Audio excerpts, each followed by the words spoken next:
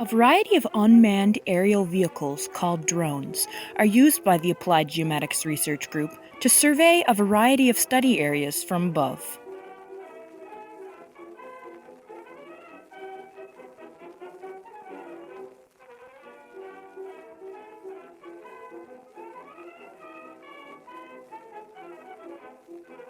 They capture high-quality aerial photo and video of survey sites.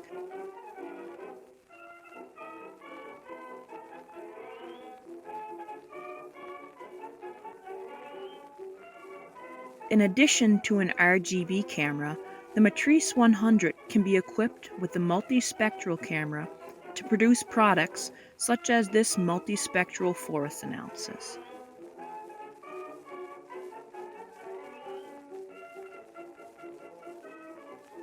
as well as these multi-temporal products.